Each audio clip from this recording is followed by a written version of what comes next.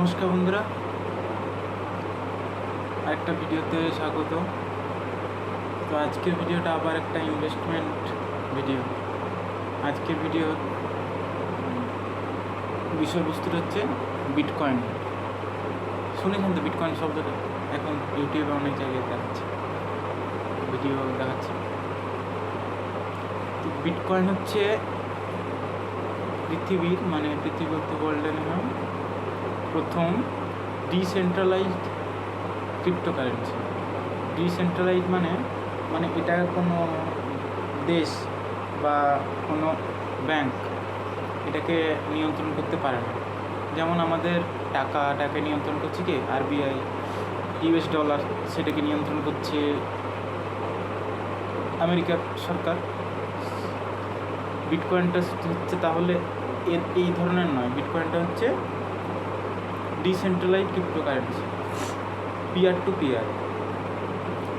Peer মানে হচ্ছে ধরুন আমার কাছে বিটকয়েন আছে, আপনার কাছে বিটকয়েন আছে, আমি আপনাকে ট্রান্সফার করতে পারি, আপনি আমাকে ট্রান্সফার করতে পারেন। এর মধ্যে সরকার বা কোনো ব্যাংক কোনো ইন্টারফেয়ার করতে পারবে না। তো 2009 সালে সাতোশি নাকামোটো নামে একজনের ছদ্ম ব্যক্তি, কারণ হচ্ছে তিনি যে কে ছিলেন এটার পরে জানা যায়নি। তো তারা হচ্ছে কয়েকজন বন্ধু মিলে ঠিক করেছিলেন যে এমন একটা কারেন্সি বানাবো যেটা কম্পিউটার মাধ্যমে পাঠানো যাবে, আমি চাইলে কাউকে পাঠাতে পারবো, সে চাইলে কাউকে পাঠাতে পারবে, আর যেটাকে সরকার নিয়ন্ত্রণ করতে পারবে না। এই উদ্দেশ্যে তারা বানিয়েছিল। তো সেইভাবে বানিয়েছে। প্রথম তাহলে বানিয়েছিল হচ্ছে উনি সাতোশি নাকামোটো। এখন হচ্ছে বিটকয়েনের আজকে কারেন্ট ডেটে এখন যদি বলা হয় বিটকয়েনের মূল্য কত, তো বিটকয়েনের এখন মূল্যটা আছে 1,53,46,46,000 ভারতীয় টাকায় একটা বিটকয়েনের দাম হচ্ছে 53,46,654 টাকা এই মুহূর্তে। তো বিটকয়েন নিয়ে ভিডিও বানানোর কারণটা হচ্ছে এখন যে সমস্ত অ্যাসেট আছে তার মধ্যে বিটকয়েন হচ্ছে সবচেয়ে ভ্যালুয়েবল অ্যাসেট। এখন একটা অ্যাসেট কখন সবচেয়ে ভ্যালুয়েবল হয়? যখন হচ্ছে তার সাপ্লাইটা কম থাকে আর ডিমান্ডটা বেশি।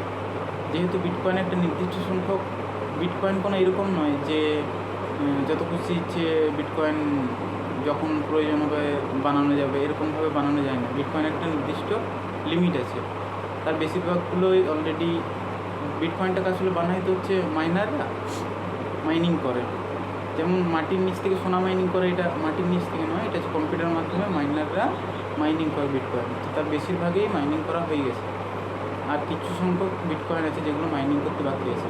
তাহলে বুঝতে পারছেন একটা জিনিস যখন সংখ্যায় কমতে থাকবে আর তার বেশিজন যখন নিতে চাইছে, অটোমেটিক্যালি কি তার ডিমান্ডটা বাড়তে থাকবে। তাহলে যত দিন যাবে বিটকয়েনের দাম ক্রমশ বাড়তে থাকবে। যদি বলেন যে ইনভেস্ট কীভাবে করা যায়, ভারতে এখন ভারত সরকার দ্বারা যদি অনুমোদিত এক দুটো অ্যাপ আছে, কয়েকটা অ্যাপ আছে, তার মধ্যে সবচেয়ে ভালো অ্যাপ হচ্ছে CoinDCX থেকে বিটকয়েনে ইনভেস্ট করা যায়। আপনি হয়তো ভাবতে পারেন যে এত 56 লাখ টাকা এত কোথা থেকে পাবো? এটার কোনো ব্যাপার নেই। মিনিমাম 100 টাকা থেকে বিটকয়েনে ইনভেস্ট করা যায়। আপনি তার বিটকয়েনে কি 0.0000 কিছু একটা পার্সেন্ট কিনতে পারবেন।